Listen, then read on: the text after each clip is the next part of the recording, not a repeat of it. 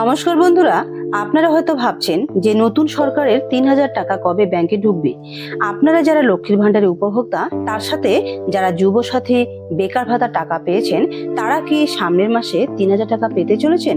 সবে শুরু হয়েছে পশ্চিমবঙ্গের নতুন সরকার।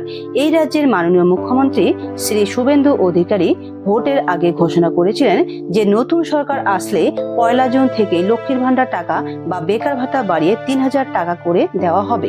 অর্থাৎ আগামী ১ জুন থেকে কি এই টাকা ঢুকতে চলেছে? আসুন বন্ধুরা, এই বিষয়ে বিস্তারিত তথ্য জানবো।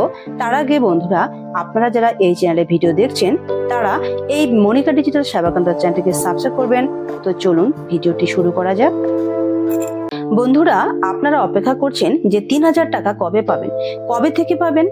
আগে যারা লক্ষ্মীর ভান্ডারে টাকা পেয়েছেন, তারা কি নতুন সরকারে ৩,০০০ টাকা পাবেন? সেই একই অ্যাকাউন্টে কি সেই টাকা ঢুকবে, নাকি নতুন করে আবেদন করতে হবে? এই বিষয়ে বিভিন্ন ধরনের জল্পনা চলছে। যদি আগামী ১ জুন থেকে এই টাকা দেয়, তাহলে আর কয়েকদিনের মধ্যে কি নতুন আবেদন জমা নিয়ে সেই টাকা দেওয়া কি সম্ভব হবে? এবার মুসলিম মহিলারা কি আদৌ টাকা পাবেন? অন্যদিকে যারা বেকার ভাতা পাচ্ছেন, সেই বেকার ভাতার অ্যাকাউন্টে কি ৩,০০০ টাকা দেবে নতুন সরকার, না নতুন করে নারায়ণ ভান্ডার চালু করবে সরকার? এই বিষয়ে সংশয় রয়েছে। মহিলাদের জন্য কি নতুন করে অন্নপূর্ণা ভান্ডার চালু করবে সরকার?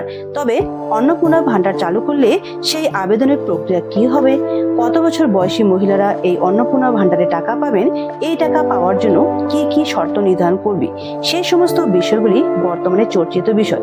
তবে সংবাদ মাধ্যমগুলোতে এই সমস্ত প্রকল্প নিয়ে যে ধরনের চর্চা হচ্ছে, নতুন সরকারের বাস্তবায়নের অপেক্ষামান। আবার যারা বয়স্ক নাগরিকের জন্য ১,০০০ টাকা করে ভাতা পান, তারাও ১ জুন থেকে ২,০০০ টাকা পাবেন। তবে নতুন সরকারের প্রকল্পগুলি কিভাবে বাস্তবায়ন করবে তা কিছুদিন পরে জানা যাবে। অন্নপূর্ণা ভান্ডার বা নারায়ণ ভান্ডারের মতো প্রকল্পগুলি চালু করার জন্য অফিসিয়াল কোনো বিজ্ঞপ্তি জারি করেনি এই সরকার। যখনই কোনো অফিসিয়াল নোটিশ আসবে, তখনই আপনারা জানতে পারবেন।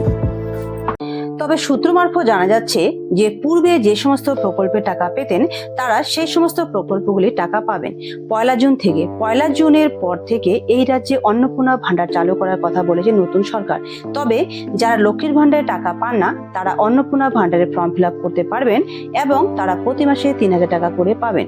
তবে যাদের ব্যাংকের সাথে ডিবিটি লিঙ্ক নেই, তাদের কিন্তু টাকা পেতে সমস্যা হতে পারে। তো অবশ্যই আপনারা ব্যাংকের ডিবিটি লিঙ্ক রয়েছে কিনা সেটি দেখে নেবেন। তো আবারও বলছি যে আগামী ১ জুন মাস থেকে আপনার ব্যাংকের অ্যাকাউন্টে ৩,০০০ টাকা ঢুকবে কিনা সেই বিষয়ে কোনো ধরনের অফিসিয়াল বিজ্ঞপ্তি প্রকাশিত হয়নি। তবে হ্যাঁ, নতুন সরকারে এই প্রকল্পগুলির বিষয় নিয়ে শীঘ্রই বৈঠক করবে সরকার। তখনই আমরা জানতে পারবো পুরো বিষয়টি। যারা মুসলিম মহিলা, তারা ভাবছেন যে তারা এই প্রকল্প থেকে বঞ্চিত হবে। সংবাদ মাধ্যমে বিভিন্ন ধরনের বিষয় নিয়ে চর্চা করা হচ্ছে, তবে মুসলিম মহিলারাও এই প্রকল্পে টাকা পাবেন। তো বন্ধুরা, এই ছিল আজকের ভিডিওর আপডেট। আপনারা যারা এই চ্যানেলে ভিডিওটি দেখলেন, তারা অবশ্যই এই মনিকা ডিজিটাল সেবাকেন্দ্র চ্যানেলটিকে সাবস্ক্রাইব করবেন। আপনাদেরকে অসংখ্য ধন্যবাদ। পরবর্তীতে এই ধরনের আপডেটের ভিডিও পেতে বেল আইকন প্রেস করে অল নোটিফিকেশন অন করবেন। তো আপনারা সকলে ভালো থাকবেন, সুস্থ থাকবেন। Thank you, good bye.